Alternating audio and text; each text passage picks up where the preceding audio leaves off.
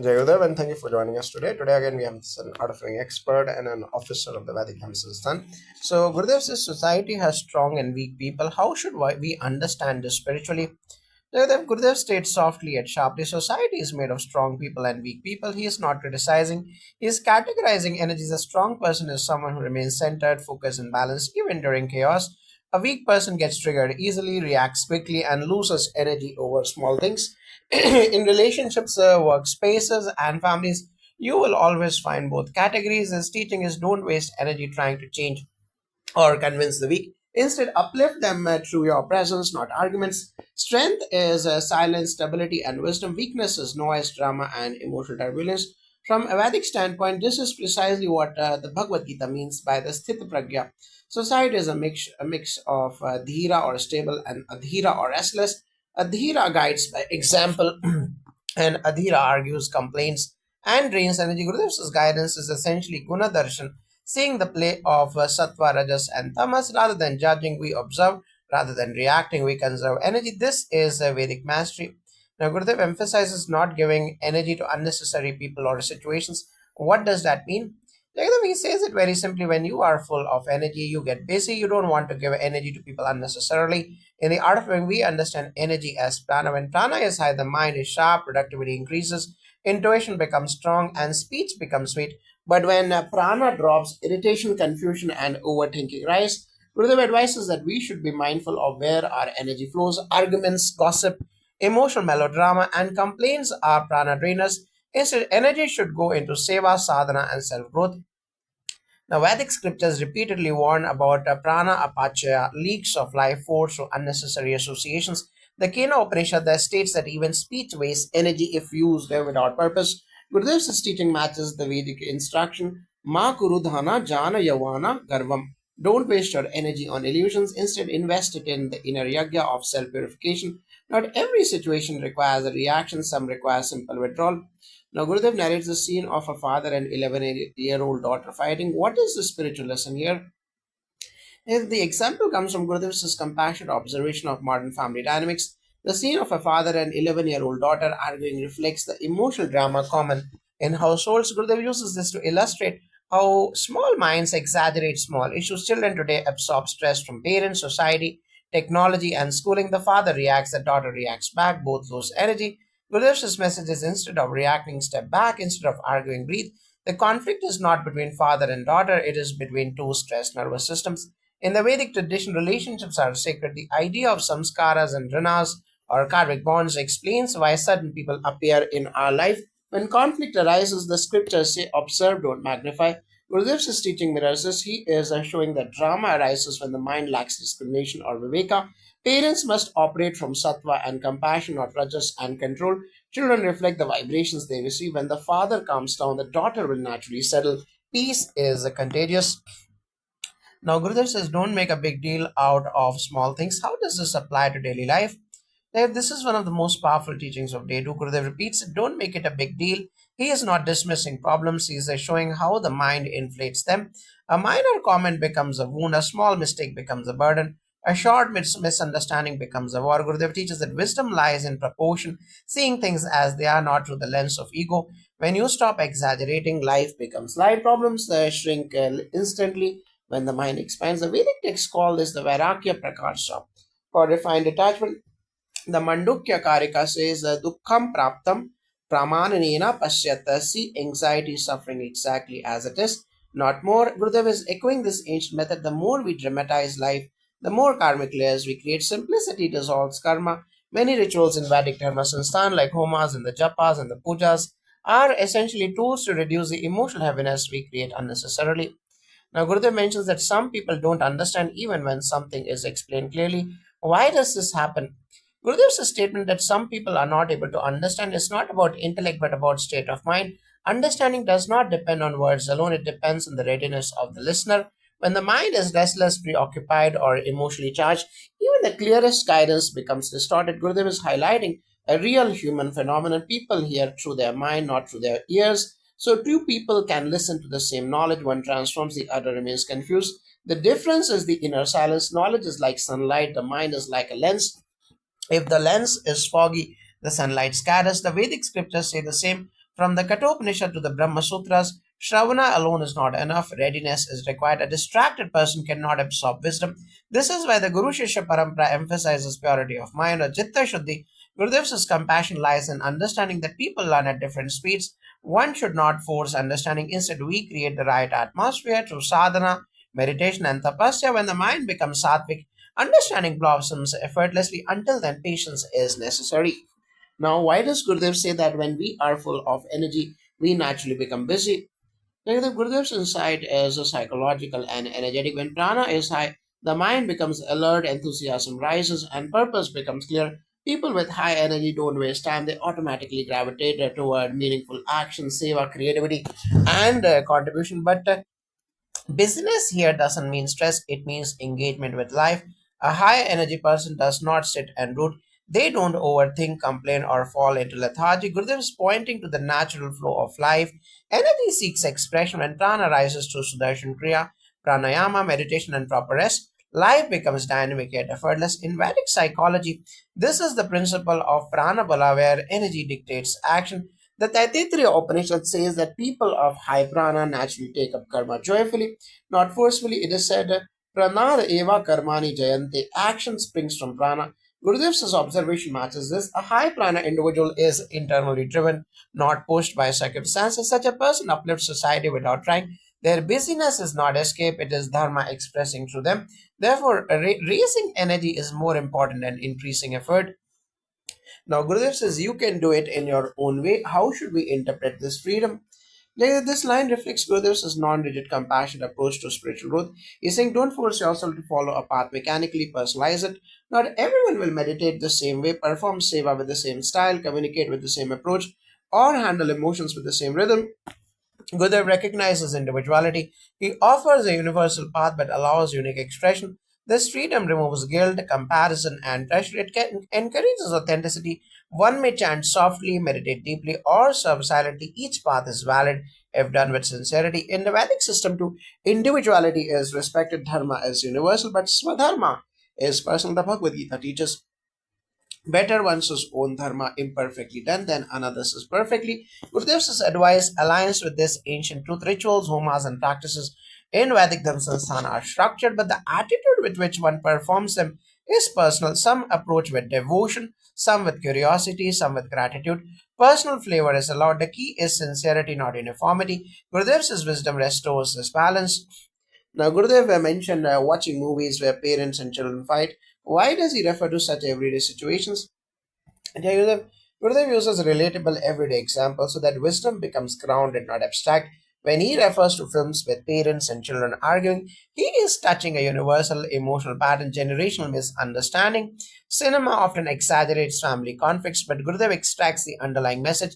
Drama begins where awareness ends. Families today suffer not because of lack of love, but because of lack of space, patience, and understanding. By referencing movies, he makes the teaching simple. Observe these situations without getting emotionally entangled. Recognize how exaggerated reactions worsen small issues.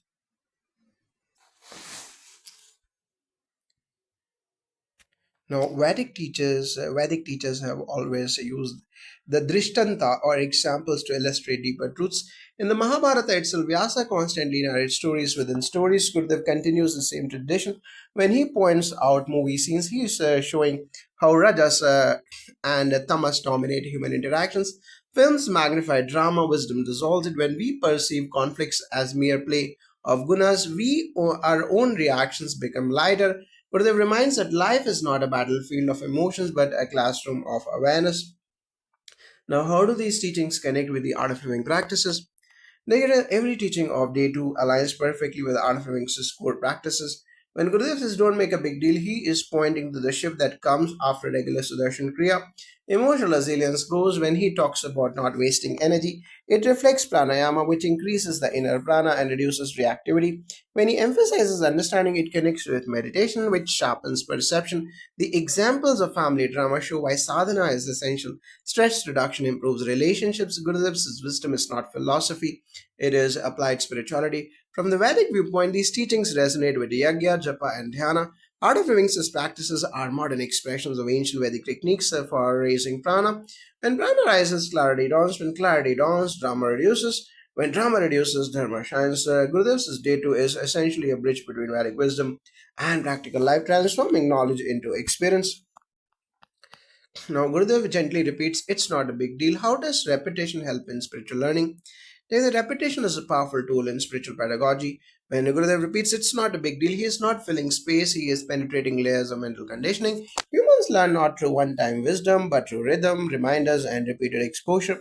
A single instruction touches the intellect, but repetition touches the subconscious. Gurudev knows that the mind magnifies problems out of habit. By repeating the phrase, he breaks the pattern. Each repetition dissolves another layer of emotional heaviness.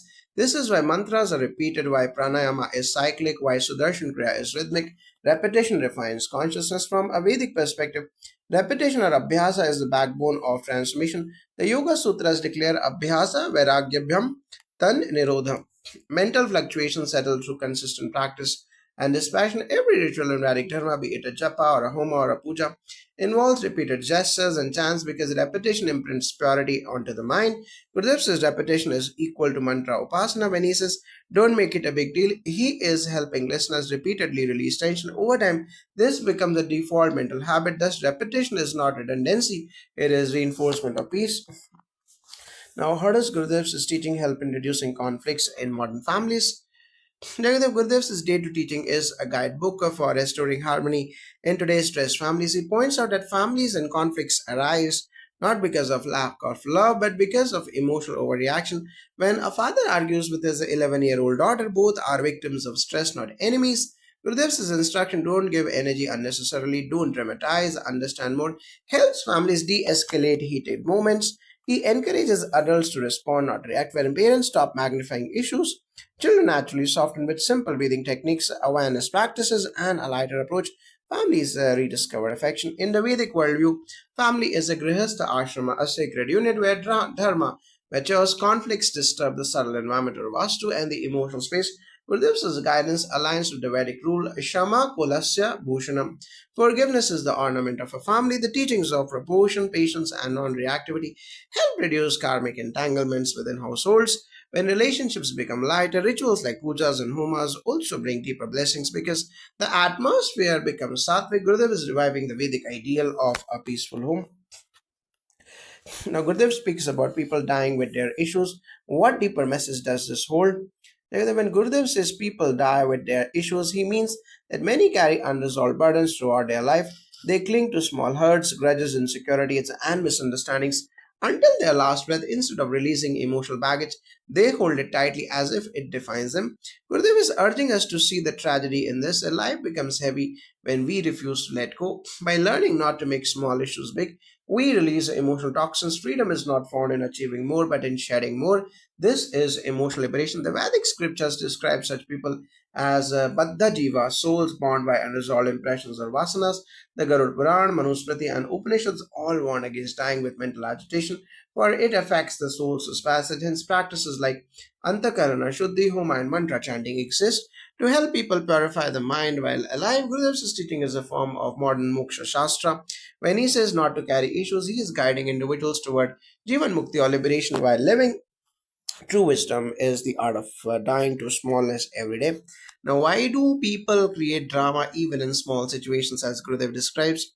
The drama comes from overstimulated nervous system. Gurudev observes that when prana is low, the mind becomes reactive. Small comments feel big. Minor delays feel like disrespect. A simple disagreement becomes an emotional storm. People create drama not because they enjoy it, but because they lack inner stability. Drama is a coping mechanism for stress. Gurudev emphasizes that drama drains life energy through meditation, breathing practices, and awareness. Emotional overreaction reduces. Wisdom is the ability to stay centered while others lose balance. From a Vedic lens, that drama comes from the dominance of Rajas and Tamas. These gunas distort perception. The Bhagavad Gita says that when Tamas rules, people see fear where there is none. When Rajas rules, they exaggerate and agitate. Drama is not a personality flaw, it's a play of gunas. Homas, the japa, and the yagyas pacify these gunas by invoking sattva. Gurudev's guidance is a practical method to transcend these fluctuations. When sattva rises, drama naturally dissolves, life becomes smooth. Now, how does understanding more improve one's spiritual journey? Devadev Gurudev repeats that the more you understand, the better it is. Understanding is not intellectual analysis, it is expanded awareness. When understanding deepens, we stop personalizing events. We see situations from multiple perspectives. This reduces hurt, confusion, and resistance. Understanding creates compassion. Spiritual growth is not about knowing scriptures, it is about understanding life. Gurudev encourages inner maturity where we respond with wisdom instead of reacting from ego. Understanding also sharpens intuition, making one's path clearer and smoother. Now, in Vedic philosophy, understanding is the pragya, the highest form of knowledge. The Upanishads describe it as Vijnanam Anantam, the infinite insight. Pragya dissolves ignorance, the root of all suffering. When Gurudev emphasizes understanding, he is pointing to Viveka, the ability to distinguish the eternal from the fleeting, the essential from the trivial. As understanding grows, detachment develops. As detachment grows, peace arises. As Gurudev is training listeners in classical Vedic wisdom through simple words. Now, Gurudev often laughs while giving serious wisdom. What is the significance of this blend of humor and depth? Gurudev's humor is not casual, it is therapeutic. His laughter disarms the ego, melts resistance, and creates receptivity. When wisdom is delivered through seriousness, the mind becomes defensive. But when it comes to humor, the heart opens. Gurudev's smile carries energy. It says, relax, don't take life too seriously. Humor helps people absorb deep truths without feeling burdened. When he narrates a serious situation but smiles, he is demonstrating how problems can be held lightly. This blend of wisdom and playfulness elevates the mind instantly and allows teachings to penetrate deeper levels of consciousness. In the Vedic tradition, masters are often taught through Leela, divine play. Even Adi Shankaracharya used wit in debates to dissolve rigidity. Humor is considered a manifestation of sattva, lightness of being. When a guru smiles while delivering truth, the Hridaya Granthis, knots of the heart, loosen. This is why satsangs combine knowledge with joy. Gurudev says laughter is not entertainment, it is a Vedic tool to purify emotions. In scriptures, it is said, where there is joy, there is the divine resides. Gurudev embodies that principle. Now, according to Gurudev, why do people get stuck in situations repeatedly? The people get stuck because their emotional patterns repeat themselves. Gurudev hints that when we fail to understand a situation deeply, life keeps sending similar lessons. Being stuck is not about external circumstances, it is about internal resistance. If we do not dissolve our rigidity, fears, or habits, we meet the same obstacles again and again. For example, someone who reacts quickly will face repeated conflicts. Someone who suppresses emotions will repeatedly feel hurt. Gurudev teaches that awareness breaks cycles. When you stop giving energy to old patterns, they dissolve. When you understand more, you evolve faster. Vedic psychology calls this the Vasan Chakra, the cycle of impressions. Until awareness burns these vasanas, the soul repeats experiences. Karma is not punishment, it is repetition of understanding. The Mundaka Upanishad states that wisdom destroys old patterns like fire burns cotton. Gurudev's guidance to not exaggerate problems and to conserve energy helps reduce karmic loops. When sattva rises, vasanas weaken and life becomes fluid instead of repetitive. Thus, being unstuck is a spiritual achievement. Now, Gurudev says not to take in unnecessary burdens. Why do people carry emotional baggage? People carry emotional baggage because they mistakenly think that holding on gives them identity or control. Gurudev points out that the most burdens are imaginary, created by the mind's tendency to hold on to pain. The ego enjoys narratives like I was right, I was hurt, or I deserve better. These stories become emotional luggage. People fear letting go because they think it means losing power, but Gurudev reveals the opposite. Letting go increases energy, lightness, and clarity. The mind becomes spacious and life flows effortlessly. Vedic texts explain emotional baggage through the concept of samskaras. Every unresolved experience leaves an imprint. Over time, these become heavy karmic layers. The Chandogya Upanishad says, as is one's memory, so is one's future. People accumulate emotional wounds because they lack viveka and vairagya. Gurudev's teaching aligns with the Vedic method of cleansing the inner field through meditation, mantra, and surrender. When we drop baggage, we return to our natural state, pure consciousness. This is liberation. Now, how does Gurudev's teaching help people handle criticism and judgment? Gurudev indirectly teaches emotional resilience. When he says don't make a big deal, he is also telling us not to magnify criticism. People get hurt because they give too much importance to other people's opinions. Gurudev dissolves this by saying understand more. When you understand that people speak from their conditioning, not from truth, their criticism loses power. Instead of reacting, you remain centered. When your energy is high, negativity cannot penetrate. This makes one emotionally independent while staying compassionate. Vedic wisdom calls this titiksha, the ability to endure opposites without disturbance. Criticism is just sound, its effect depends on our identification. The Gita advises let praise and blame be equal. Gurudev revives this teaching Through modern language, when we stop personalizing criticism, the ego weakens. Rituals like homas and the japas create inner strength, making one immune to external negativity. Thus, Gurudev's teachings protect the mind from unnecessary suffering. Now, Gurudev emphasizes inner energy over external actions. Why is inner energy so crucial? Gurudev's core message is that life is governed by energy. When prana is high, decisions become clear, relationships smooth, creativity flourishes, and challenges shrink. Outer action is only as effective as the inner energy behind it. People who try to fix life externally without raising inner prana exhaust themselves. Gurudev points out that conserving energy is more important than doing more with strong inner energy. Even small actions bring big results. This is the secret of effortless living. The Vedas state that prana is the foundation of all existence. Prano hi bhutanam ayu. Inner energy sustains life, intelligence, intuition, and spiritual growth. Rituals, mantras, and tapas increase prana, creating a sacred aura around a person. Gurudev's emphasis on prana aligns perfectly with Vedic cosmology, where energy precedes action. Without prana, actions are hollow. With prana, they become yagya, the sacred offerings. Thus, inner energy is the true wealth of a seeker. Now, Gurudev spoke about how society is made of powerful people, weak people, and smart people, and that one must remain blessed to navigate such diversity. How do we apply this in daily life? The Gurudev's line is very profound. He says society will always be a mix. Some dominate, some collapse, some manipulate, and some bring clarity. The wise one learns not to get entangled. When you meditate, your energy rises, and naturally, you stop wasting it on arguments, judgments, or proving yourself. Smart people are not those who out talk others, but those who outgrow unnecessary conflicts. They stay inwardly rich. In the Shastras, this is called Guna Vibhaga. The world keeps reflecting many temperaments. You don't have to fix everyone. Even Gurudev said in day 2, I don't want to teach you. You must be blessed, meaning wisdom lands only when the mind is open. Otherwise, even the best audio sounds are unclear. Spiritual maturity is knowing where to invest your Shakti and where to withdraw. The weak drain you, the powerful intimidate you, but the truly wise elevate you. When your prana is high, you automatically choose the elevating path. Now, Gurudev mentioned that when our energy is full, we become busy and naturally stop giving attention to unnecessary drama. How does this principle guide spiritual discipline? Gurudev's statement is a very subtle observation of human psychology. When prana is high, you don't choose to avoid drama, it simply stops appealing to you. Just like a well fed person doesn't crave junk food, a high energy mind doesn't crave emotional turbulence. Gurudev often says when the mind is dull, small things look big. This is why people with low energy get triggered by comments, misunderstandings, or family conflicts. But when your inner state is charged with meditation, kriya, and seva, your priorities naturally shift. You begin valuing peace more than proving yourself, clarity more than validation, connection more than control. Now, our scriptures describe this as ujas pravaha, a flow of vitality. When this vitality is abundant, the mind becomes like a deep lake. Disturbances on the surface no longer shake the depths. Gurudev's example of family quarrels shows how people fall into repetitive patterns of anger simply because their inner energy is depleted. Day 2's message reminds us don't give your energy to things that die out in a moment. This is Vedic wisdom too. Yat shanikam tat tyajyam. Whatever is temporary should not consume your life force.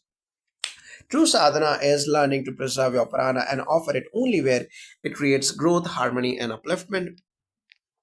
Now, in the day 2 session, Gurudev shared an example of a movie scene where parents and daughter fight repeatedly. What deeper lesson was he pointing to through this example? Gurudev shared that movies seen not just as entertainment but as a mirror of what happens in most homes. He highlighted how conflicts becomes a habit. The father shouts, the mother reacts, the daughter rebels. Then it repeats the next day. No one pauses to ask, why are we doing this? Gurudev is making us see that conflict thrives where awareness is absent. People may love each other deeply, but without awareness, their interactions turn mechanical and reactive. The scene shows how small misunderstandings flow into ego battles simply because energy is low and minds are cluttered. When awareness rises through sadhana, the cycle breaks. The same situations remain, but your response changes. Now, in Vedic thought, this pattern is called the Vasana Chakra, the cycle of unconscious tendencies. Families suffer not because of fate, but because of repeated patterns no one dissolves. Gurudev's example is a reminder if you cannot do it the traditional way, do it socially, but do it consciously, meaning even if circumstances are challenging, respond intentionally. Conflict has no strength without your energy. When you conserve your prana, drama cannot survive. The movie scene is symbolic. Unless inner transformation happens, the outer conflicts continue like a loop, but with wisdom, that loop ends. Now, Gurudev said, if you are not able to do it one way, do it another way, socially practical, but do it without drama. What is the spiritual significance of this guidance? Like the Gurudev's instruction is deeply practical. Many people think spirituality means withdrawing or avoiding situations, but Gurudev is saying the opposite. Life will push you into action, responsibilities, and decisions. You can't always follow an ideal method. Sometimes you adjust based on circumstances. Yet the inner dimension, no drama, must remain constant. Drama is not loudness, it is emotional exaggeration, overthinking, and unnecessary mental storytelling. When you are filled with prana, you remain effective without getting entangled. This is what Gurudev means when he says do it socially. Use the wisdom of the moment, adapt to context, but don't lose your centeredness. True skill in life is balancing flexibility with stability. Now, in the Vedas, this is described as Yatha Shakti Karma, performing action according to one's capacity and situation. There is no single rigid method for handling life. Even in yagas, pujas, and rituals, if one procedure cannot be performed correctly and exactly, the Shastra allows alternatives. The Anukalpa Vidhi, without compromising purity of intention. Gurudev's teaching reflects this ancient understanding. The essence is not to complete your duty, but to maintain harmony and preserve energy. Drama drains the mind and breaks the flow of prana. When action is performed without drama, it becomes seva, pure, effective, and uplifting. This is how spirituality blends with everyday decision making. Now, Gurudev emphasized that some people understand quickly and some do not understand, even if everything is clearly stated. What does this reveal about the nature of spiritual receptivity? Gurudev's observation highlights a timeless truth. Understanding is not a matter of audio clarity but inner clarity. Two people may hear the same words, yet one feels transformed while the other remains confused. Why? Because understanding is an experience, not an event. Gurudev often says wisdom lands only when the mind is ready. Even the best explanation cannot reach a mind cluttered with opinions, worries, or resistance. This is why he humorously said, some people are not able to understand. The point is not criticism, it is compassion. When the mind is clouded, even divine truth sounds ordinary. Daily sadhana clears these clouds, making the mind receptive. It's like tuning an audio. When frequency aligns, the message becomes crystal clear. Now, the Upanishads describe this through the concept of Adi Kartavya or inner preparedness. A person becomes eligible for receiving wisdom only when humility, purity, and openness rise. Otherwise, even profound teachings sound like noise. This is why saints sometimes repeat simple truths again and again. They wait patiently for the disciples' inner soil to soften. Gurudev has remarked that the more you understand, the better it is. Teaches that the spiritual road depends on depth, not volume. One sentence can awaken someone, thousands of words may not touch another. Receptivity is the true miracle, not the teaching itself. Now, Gurudev said that society is made of powerful, weak, and smart people. How can one remain stable without becoming intimidated or drained by these different personalities? Gurudev's categorization is not judgmental, it is observational. Society will always have people who dominate, people who collapse, and people who navigate intelligently. The spiritual seeker must learn to interact with all three without losing the inner balance. With powerful people, one must maintain humility and clarity without fear. With the weak people, one must show compassion without getting sucked into their complaints. With smart people, one can collaborate, learn, and grow. Gurudev's point is that the wise person does not react based on others' energy, they respond from their own centeredness. Meditation and sudarshan increase prana, which functions like a shield, preventing the mind from being influenced by the emotional fluctuations of others. When your energy is full, you neither dominate nor surrender.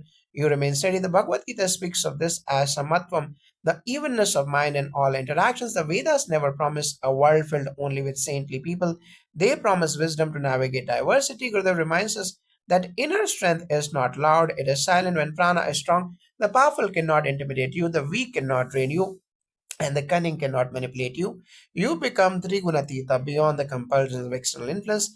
This is the secret of being blessed. As Gurudev says, you operate from a divine centered awareness instead of social reactions.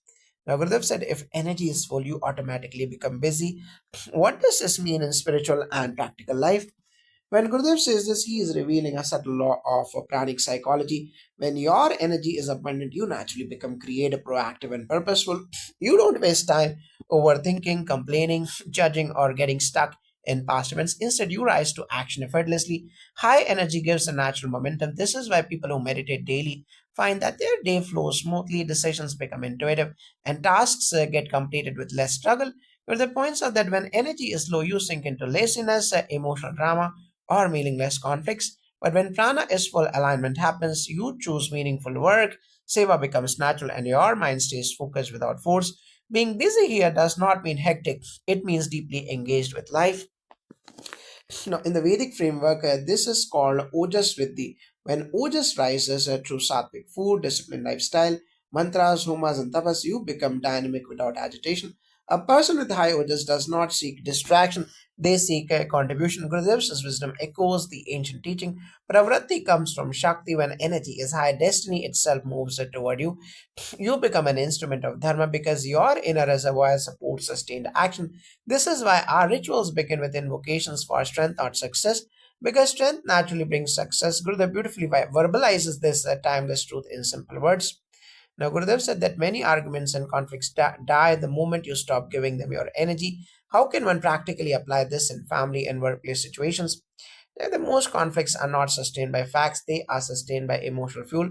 When someone criticizes, complains, or provokes you, the conflict survives only if you react. The moment you stop feeding it with anger, justification, or explanation, the entire drama collapses. Gurudev's teaching is extremely practical. Pause, breathe, detach for a moment, and respond only when you are centered. This is not suppression. It is wisdom. When you respond later with clarity, the conversation becomes solution oriented rather than ego driven.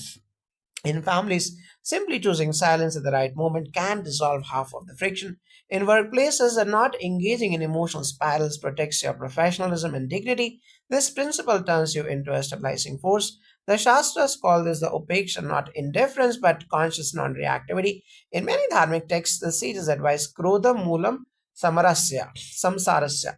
Anger is the root of recurring conflict. When you withdraw energy from a quarrel, you are breaking the karmic cycle. Even in ritual traditions, when there is a disturbance, the priest pauses to chant the Shanti Shanti before proceeding. It is symbolic of withdrawing emotional agitation. Gurudev's message reflects this ancient wisdom. When you stop energizing, react negativity, harmony returns naturally. The power lies not in winning arguments, but in preserving your inner space. Now, Gurudev spoke about not thinking too much about small issues and not magnifying problems. How can one cultivate this lightness of mind? Gurudev's message points to a powerful shift. In perception, problems appear big only when our mind becomes small. When the mind is spacious, even the heaviest situations become manageable. Lightness of mind is cultivated through three practices: the silence, the pranayama, and perspective. Silence creates inner distance from thoughts. When you are silent, you realize that 80% of your worries are assumptions, not realities. Pranayama increases the prana, which stabilizes emotions and perspective, reminding yourself that everything will pass, everything is temporary, shrinks the problem to its true size. Gurudev says when energy is high, challenges look like adventures. This lightness is not denial, it is wisdom, it is knowing that worry does not solve, clarity does. Now, in the Vedic tradition, this mental lightness is termed the Laghuta. The Yoga Shastras describes heaviness of mind as tamba, a frozen state caused by overthinking and fear. To release it, ancient masters prescribed the mantra japa, the satsang, and surrender. When one chants, listens to knowledge, or hands over burdens to the divine, the inner load dissolves. Gurudev's teachings echo this heritage. He reminds us that most problems don't need force, they need space. When you stop clinging to the mental story around a problem, you gain the freedom to respond intelligently. Lightness is strength, not weakness. Now, why does Gurudev emphasize that some issues are not a big deal even when people feel deeply affected? Jagadev Gurudev uses this line lovingly, not dismissively. He is reminding us that our emotional reaction often exaggerates the weight of a situation. When the mind is tired or overwhelmed, even a small misunderstanding feels like betrayal, and a minor setback feels like disaster. By saying it's not a big deal, Gurudev breaks the emotional spell we cast on ourselves. He brings us back to reality. Most disturbances are temporary waves, not permanent truths. This reassurance acts like psychological first aid, calming the mind so clarity can return once the mind relaxes, the solutions appear naturally. The Shastras call this the Mahamaya, a tendency to blow things out of proportion due to ego, fear, or past impressions. Saints cut through this illusion with simple words. When a realized master says, "It's not a big deal," the phrase carries the prana filled authority. It dissolves the burden instantly. Even in Ramayana and Mahabharata, sages often reminded kings that their suffering was temporary. This perspective shift prevented rash decisions. Gurudev continues this timeless tradition, guiding us gently away from emotional turbulence toward balanced dharmic action. A calmer mind always sees that truth accurately. Now, Gurudev shared that conflicts replay like patterns because people lack awareness. How does one break these repetitive emotional cycles? Jagadev, emotional patterns operate like grooves in the mind. You react the same way because the mind is conditioned by repeated responses from the past. Gurudev says awareness is the only solvent. The moment you become aware of the pattern, it begins to lose power. Sadhana sharpens awareness, breathwork calms the nervous system, and meditation gives the witness stance. When you observe your reaction instead of obeying it, you break the old groove and create a new, healthier response. In relationships, this shift is transformational. Instead of fighting the same arguments for years, you begin listening, pausing, and responding from harmony rather than habit. This is emotional freedom. The scriptures call these repetitive tendencies the samskaras. They are impressions that pull you toward old behaviors automatically. The solution given in the Vedas is viveka or discernment and abhyasa or constant practice. Discernment tells you this reaction is old, it's no longer serves me. Abhyasa gives you the strength to choose differently. Gurudev's teachings reflect this. When your energy rises, the samskaras is awakened. You start choosing compassion over anger, silence over shouting, and solutions over stories. Breaking patterns is not a struggle, it becomes a natural outcome of rising consciousness. Now, in day two, Gurudev spoke about not wasting energy on things that are temporary. How does one identify when truly deserves their energy? Either you know something is temporary when it does not contribute to your growth, peace, or purpose. The arguments, the gossips, the proving a point, controlling others, these drain your energy without adding value. Gurudev teaches that anything which disturbs your inner space is not worth feeding. By asking yourself, will this matter after 1 week, 1 month, 1 year? You instantly recognize what is meaningful.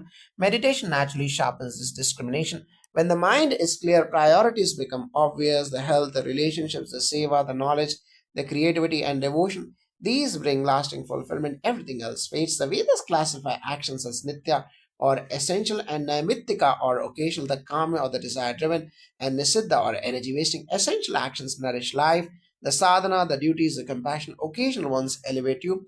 The pilgrimage, the homas, the seva, desires driven actions must be done mindfully, but energy wasting actions like anger, jealousy, conflict are to be dropped. Gurudev's wisdom echoes this ancient categorization. He teaches modern seekers how to align with timeless dharmic priorities. When you place your energy on what is eternal, the knowledge, the love, the service, life become harmonious and powerful.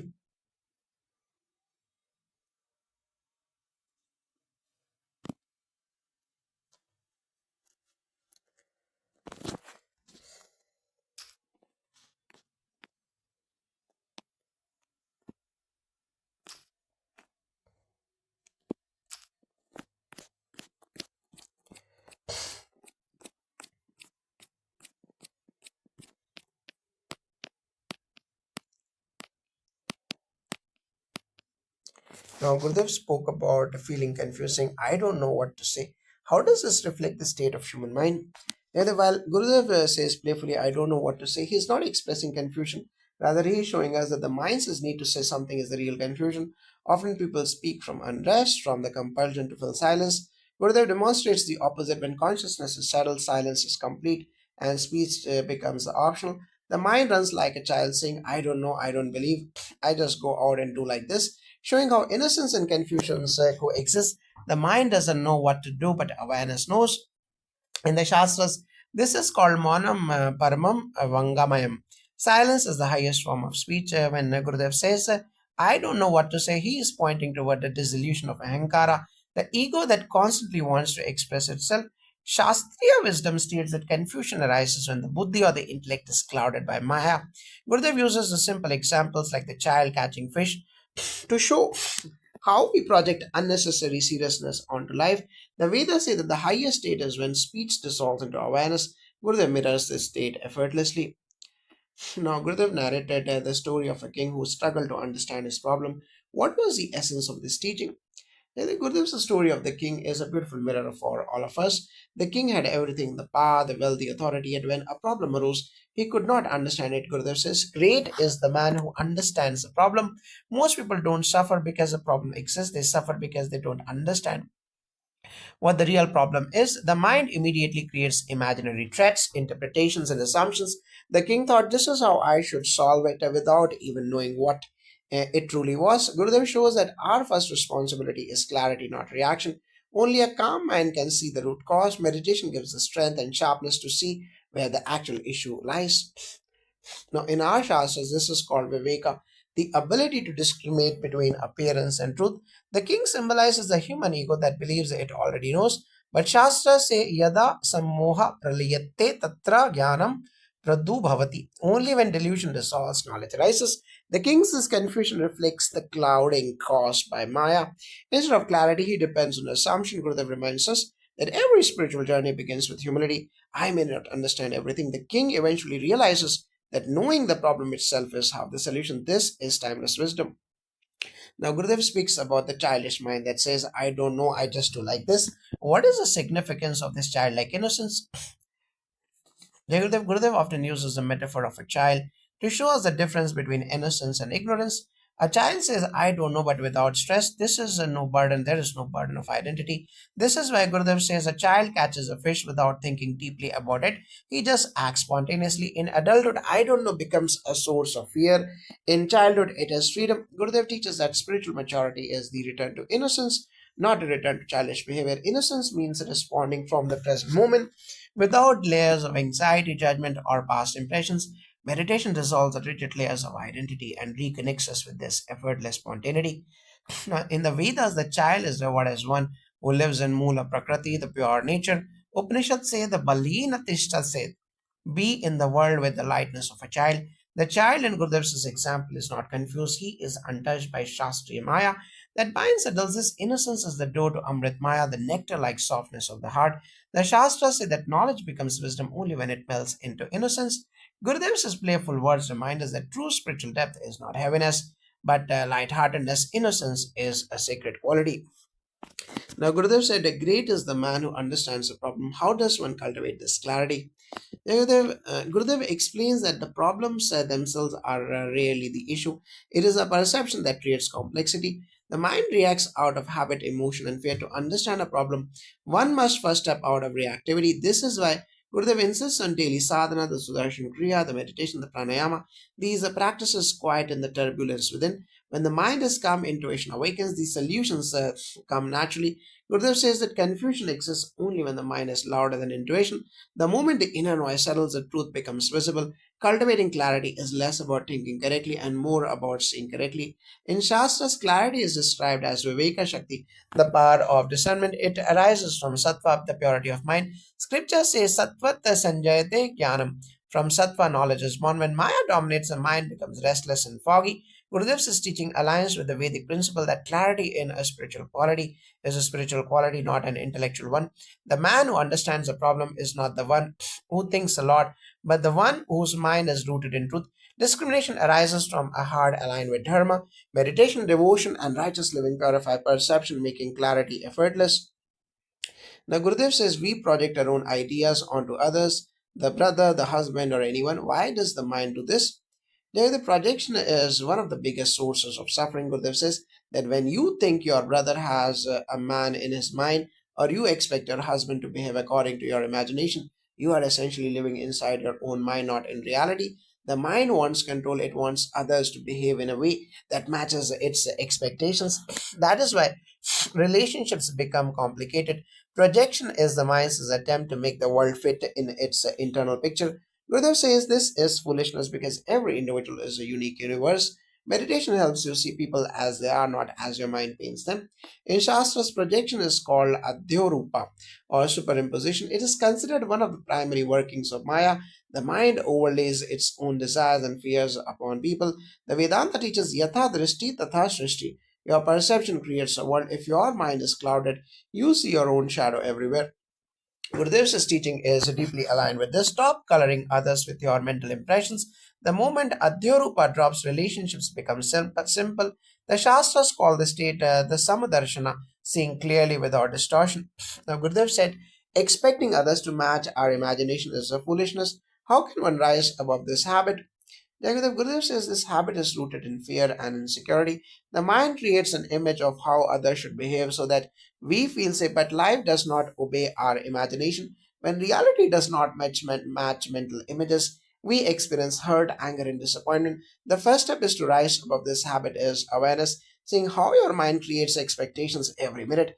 The second step is acceptance, letting people be who they are. Meditation dissolves the rigidity of expectations. Gurudev teaches that when love matures, expectations disappear. Real love gives us space, not pressure. The Shastras call this habit the moha, the attachment rooted in illusion. Expectation is a subtle form of moha. The scriptures teach moha nasto bhavati gyare. Moha dissolves in knowledge, understanding that every being is governed by their own karma, that prarabdha and samskara brings humility. You stop demanding that others fit your mental mold. This is why Gurudev emphasizes wisdom in sadhana. When the mind expands spiritually, it stops clinging to imaginary pictures. Freedom begins when expectation ends. This is the gateway to dhairya or inner stability. Now, Gurudev spoke about fear in relationships. You're afraid of your husband. What is the spiritual root of this fear? Gurudev was highlighting a very common psychological pattern. Fear enters relationships when love is mixed with insecurity. Many people love deeply, but their love lacks freedom, so fear becomes intertwined with it. Gurudev says you are afraid of your husband not to blame anyone, but to show how the human mind becomes timid when it depends excessively on others for emotional stability. Fear arises when love becomes ownership. Spiritually, fear is a sign that the mind is projecting worst case scenarios. Meditation makes your inner space strong, so relationships become based on connection, not fear. Gurudev shows that fear is not a relationship problem, it's a mind problem rooted in attachment, past wounds, and imaginations. The Shastra explains this as bhaya, a product of dvanda or duality. When there is duality, you and me, fear naturally arises. The Brindakarya Upanishad declares, Dvityat Vay Bhayam Bhavati. Fear is born from the perception of separatedness. When you see your partner as separate and capable of hurting you, fear arises. Gurudev's wisdom aligns with this ancient truth. Fear dissolves only when you see the divine essence in the other person. Fear is ignorance of oneness. When relationships rest on dharma, respect, and inner strength, the bhaya evaporates. Now, Gurudev said, God has not created the woman, our mother is a goddess. What does this signify? Gurudev's words elevate womanhood beyond biological or social definitions. When he says our mother is a goddess, he is reminding us that feminine energy or the Shakti is sacred. Women carry the nurturing power, intuitive intelligence, and emotional depth.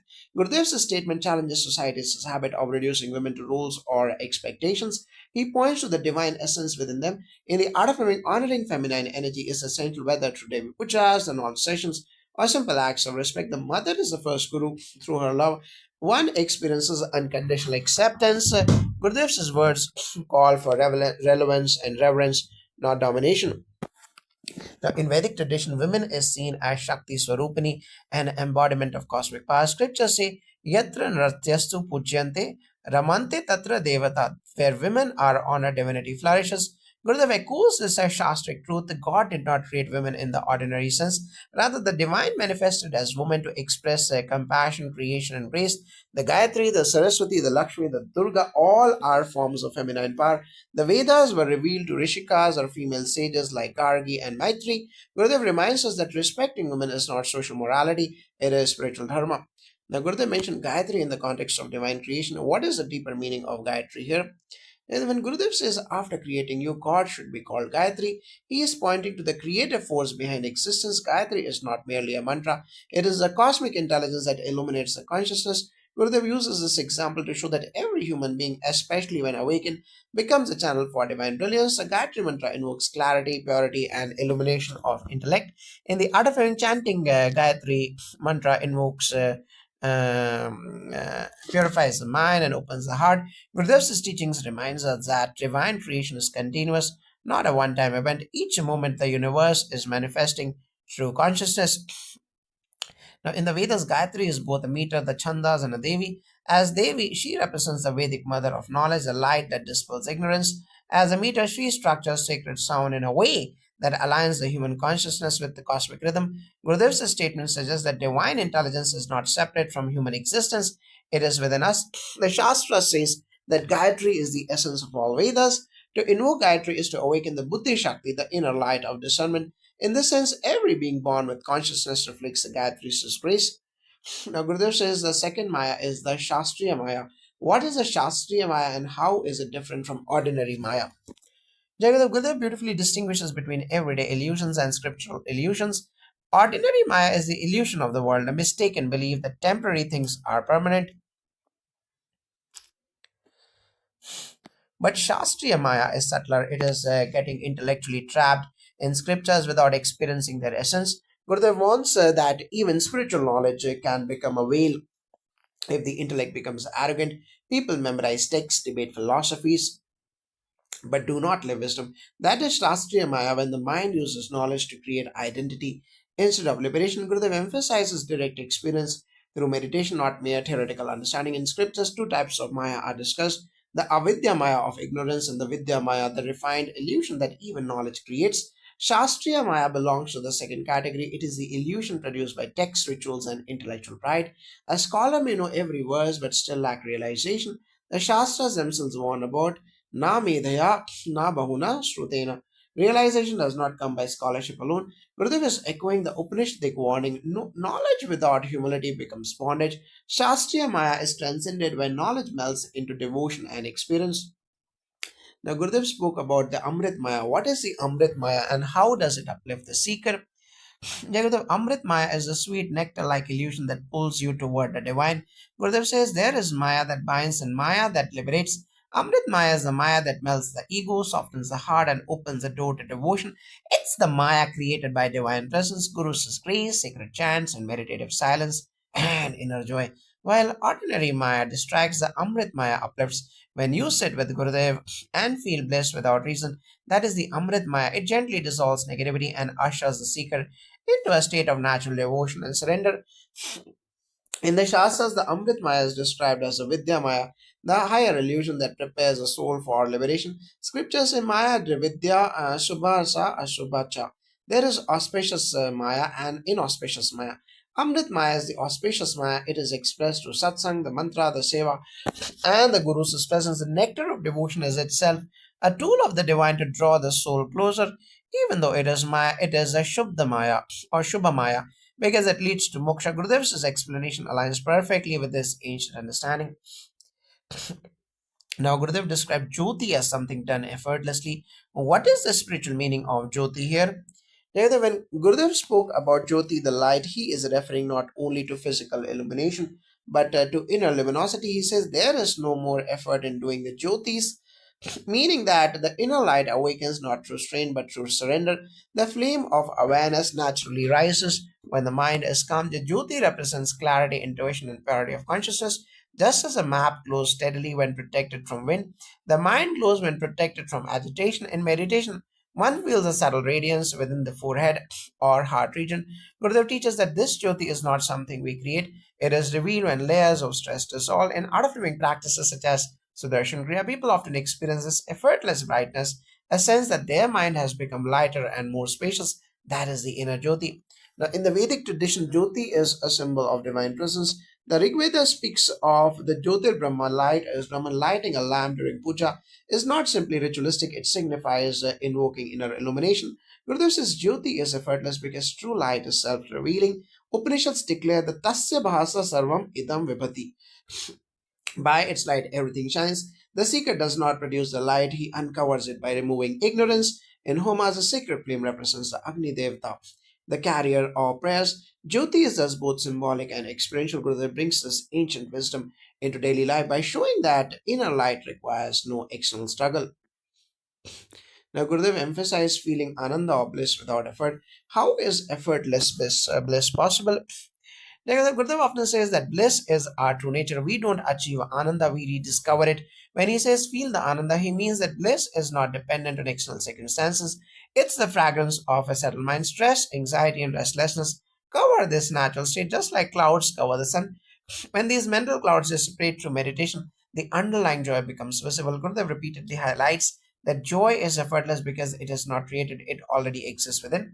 Effort comes only in removing obstacles. Once the mind relaxes, the bliss flows spontaneously. This is why, after Sudarshan Kriya, or deep meditation, people smile without reason. That smile is the expression of effortless ananda.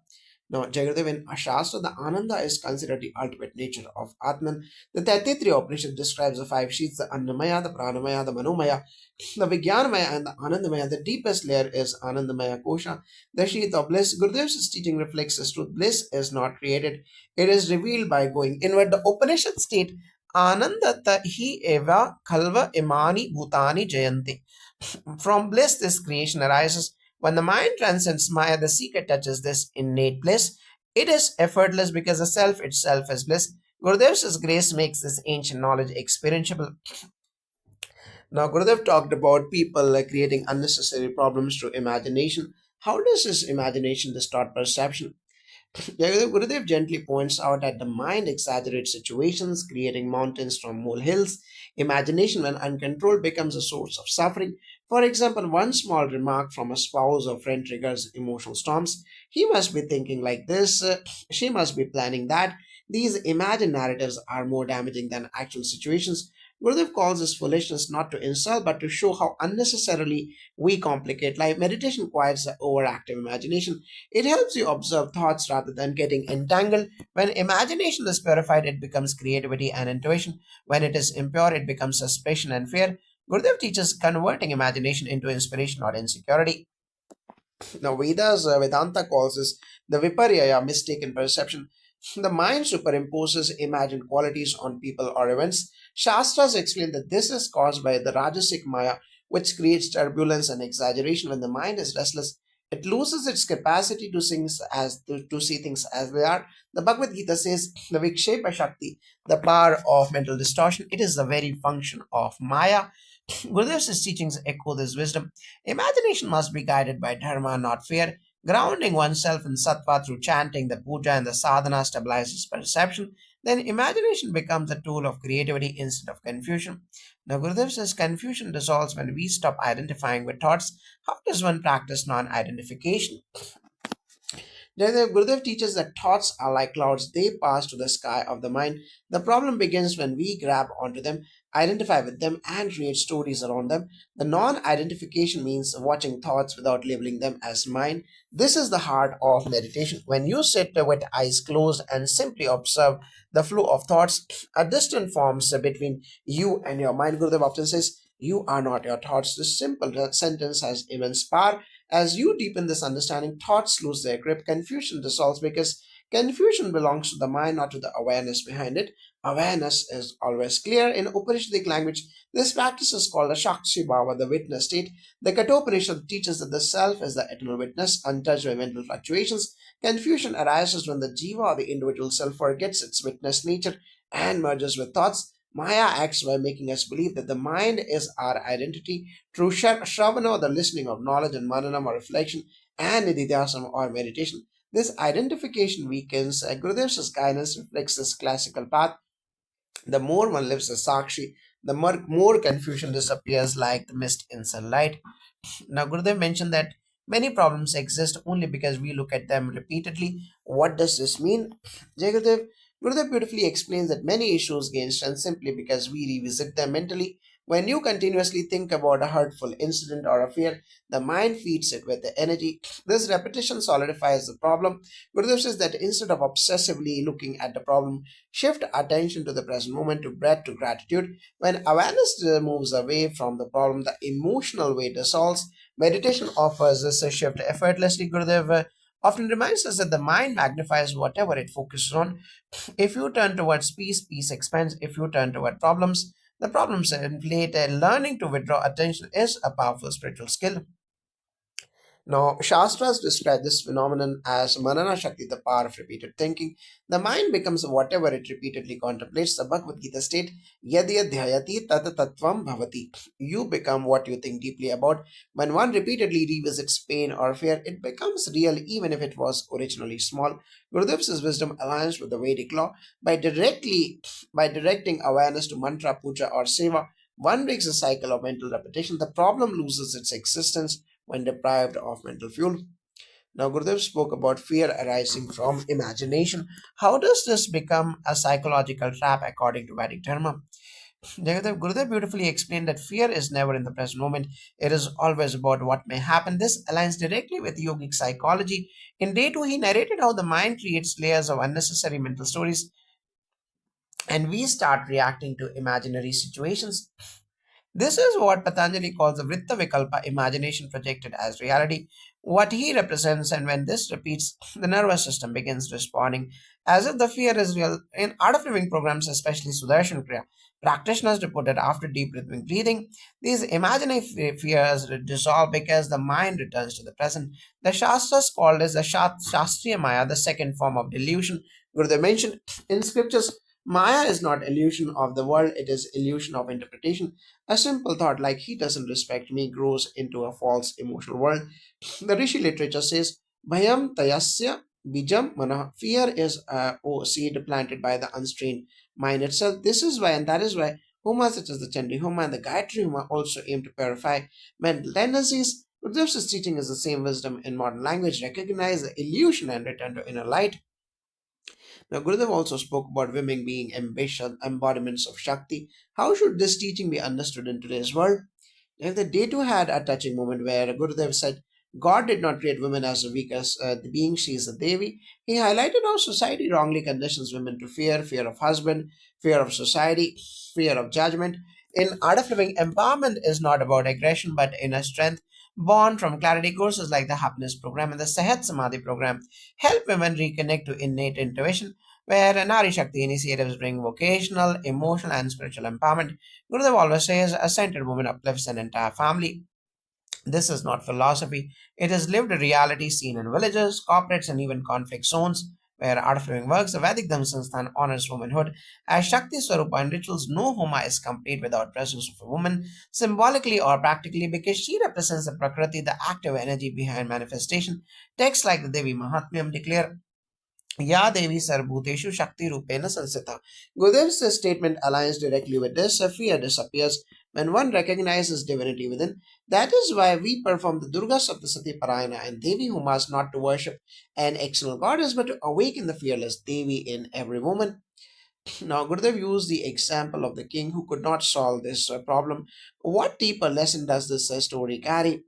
Gurudev narrated how the king kept thinking, what should I do? How should I solve this? The mind was trapped in repetitive self talk. Gurudev's point was that intelligence that does not blossom in a disturbed mind.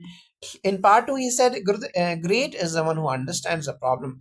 Understanding is different from worrying. When the mind is calm, like the king finally became, solutions come effortlessly. In art filming, we often see people saying, after Kriya, the answer just came. The king's story is symbolic of moving from confusion to clarity through inner silence. This story echoes the ancient wisdom from the Yoga Vasistha and the Mahabharata. When Arjuna stood confused, the Krishna didn't immediately give solutions. He first removed Arjuna's mental fog. Buddhir Yogam Dadami Tam. Clarity is the ultimate gift. The king's story is a Shastric reminder that Viveka or discrimination emerges only when the noise of mind reduces. Ayurvedic rituals also aim for this. A priest performs the Achamanam, the Pranayama, and Dhyana before chanting mantras so the mind becomes solution oriented, not problem oriented. Gurudev's modern retelling helps ordinary listeners understand this eternal truth. Now, Gurudev said, Maya is in us. How do you interpret the three types of Maya he hinted at? Then he pointed to Prakriti Maya or ordinary delusion and the Shastriya Maya, the interpretive confusion, and the Amrit Maya, the divine play. Ordinary Maya is when we mistake temporary emotions as permanent reality, the anger, the jealousy, the insecurity. Shastriya Maya happens when we misinterpret scriptures, rituals, or behavior of others. But when Gurudev mentioned the Amrit Maya, a beautiful state where everything feels like divine Leela, after meditation, people often say, Sab kuch chal raha hai, but sab bhari nahi lagta. This is Amrit Maya. Awareness makes you witness, not victim. Now, the Shastras describe Maya as Anityam, Nityatvena Grahanam, perceiving the impermanent as permanent. The three grades Gurudev hinted reflect Advaitic understanding. When Maya becomes Amrit, it means the person has crossed duality and sees divinity everywhere. Rituals like the Rudrahoma, the Navgrahoma, and the Gayatri Japa guide the mind toward this perception. Gurudev's explanation matches the Upanishadic statement, Mayam tu Prakritim Vidyan, understanding Maya to go beyond it. Now, Gurudev emphasized that effortless awareness is the key to joy. How does this relate to traditional Vedic practices? Jagadav Gurudev said something very profound in day two. That this means that the light of awareness does not require strain. It only needs presence in art of living, whether it is Sudarshan Kriya or Sahat Samadhi meditation. The core teaching is relaxation. The more you try, the more the mind tightens. Joy appears not when you chase it, but when you drop effort. Gurudev often reminds that children laugh effortlessly because they live in this natural awareness. Adults lose their spontaneity. Thinking awareness means concentration, but concentration is force. Awareness is restfulness. In Vedic Dharma, the state of Sakshi Baba, the witness consciousness, is the highest form of sadhana. The ancient rishis describe it as effortless alertness. When a priest lights the lamp before any homa, he chants the Deepo Jyotir Parabrahma. The flame symbolizes unforced clarity even in japa. The highest stage is Ajapa Japa, where the chanting happens without effort. Gurudev's teachings reflect this timeless principle. The effort binds, the awareness liberates. In Devi and Shiva worship too, the devotee is told not to strain but to surrender. This surrender is not weakness, it is a doorway to Ananda. Thus, Gurudev's modern expression mirrors ancient Vedic psychology perfectly. Now, Gurudev spoke about overthinking relationships, especially imagining negative things. How should seekers handle this? Gurudev addressed a very common human tendency, imagining what the husband, the wife, the brother, or the colleague must be thinking. This creates self-made emotional storms. In Art of Living, we tease that relationships become painful when imagination replaces communication. Gurudev says, talk less, but talk clearly. After Sudarshan Kriya, people often share that their emotional reactivity reduces and they start seeing others with compassion instead of suspicion. One of Gurudev's humorous lines here was, you want your husband to think good things, but you yourself are thinking bad things about him. This reminds us to clean our own perception before expecting purity from others. Now, the Shastras call this tendency the Kalpana Vikara or mental distortions. In many stories from Purana, such imagination has caused wars, misunderstandings, and even tragedies. The Rishi literature teaches the Samyak Drishti, the right perception. Devi worship emphasizes it even more. The devotee asks for the Chaitanya Drishti, the ability to see clearly. Rituals like the Parvati Parayana or the Sita Kalyanam symbolize harmony in relationships because clarity dissolves doubt. Gurudev's explanation is a continuation of this ancient guidance. Don't let the mind create characters that do not exist. Return to the simplicity of truth, and your relationships with them naturally healed. Now, Gurudev said that a 5-year old's innocent question can sometimes be the most powerful. Why is innocence so significant spiritually? Jagadev in day two, Gurudev mentioned, if a child asks, I am happy, a child's mind is free from ideological baggage. In Art of Living, innocence is considered the doorway to spirituality. During Sahat Samadhi meditation, when the mind quietens, innocence naturally returns. Innocence does not mean ignorance, it means purity or perception. You observe without bias. Gurudev often says, maturity with innocence is divinity. Children question not to challenge but to understand. This is why their questions often reveal the deep truths. When their adult mind regains this childlike openness, meditation becomes deeper and joy more stable. In Vedic Dharma, innocence is symbolized by Ganesha, the childlike deity who removes the obstacles. Scriptures say, the Bal Bhavena Pujyate. Worship should be done with the heart of a child.